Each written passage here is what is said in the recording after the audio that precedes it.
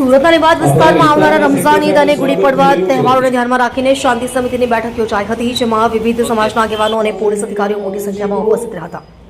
લીંબાયત વિસ્તારમાં યોજાયેલી આ શાંતિ સમિતિની બેઠકમાં હિન્દુ અને મુસ્લિમ સમાજના આગેવાનો સાથે સ્થાનિક નાગરિકો પણ મોટી સંખ્યામાં જોડાયા હતા. તહેવાર દરમિયાન શાંતિ અને સૌહાર્દ જળવાઈ રહે તે માટે ચર્ચા કરાઈ હતી અને બેઠકમાં પોલીસના ઉચ્ચ અધિકારીઓ પણ હાજર રહ્યા હતા. તેમણે તહેવારો દરમિયાન કાયદોની વ્યવસ્થા જાળવવા માટે જરૂરી સૂચનો આપ્યા હતા. સાથે જ કોઈ પણ અફવા પર વિશ્વાસ ન કરવા અને સહકાર આપવા માટે અપીલ કરાઈ હતી. આ પ્રકારની બેઠકોનો મુખ્ય હેતુ વિવિધ સમાજ વચ્ચે એકતા અને ભાઈચારો જાળવી તહેવારો શાંતિપૂર્ણ રીતે ઉજવવાનો છે.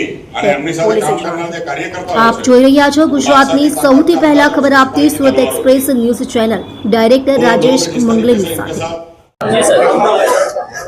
આજે લીંબાયત પોલીસ સ્ટેશનમાં આવતા તહેવારોના અનુસંધાને શાંતિ સમિતિના તમામ સભ્યો અને વિસ્તારના નાગરિકોની સાથે એક મિટિંગનું આયોજન કરવામાં આવેલું હતું અને એમાં મોટી સંખ્યામાં તમામ ધર્મોના વ્યક્તિઓને આપણી પોતાની હાજરી આપી તમામ પ્રકારના તહેવારો શાંતિપૂર્વક રીતે ઉજવાય, તમામ લોકોનો એમાં ફાળો રહે અને શાંતિ સમિતિના લોકોની સાથે એ લોકોનો સતત સંપર્ક રહે.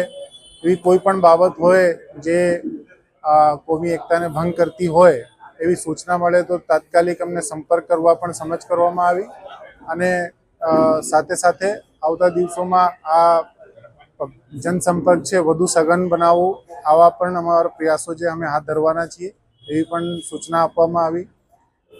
સાથે સાથે એક અપીલ પણ કરવામાં આવી તમામ જનતાને કે એવી કોઈ પણ ખોટી અફવા એમના ધ્યાને આવે તો તાત્કાલિક પોલીસને ધ્યાને મૂકી અને યોગ્ય કાર્યવાહી કરવા માટે અમને જણાવવાનું.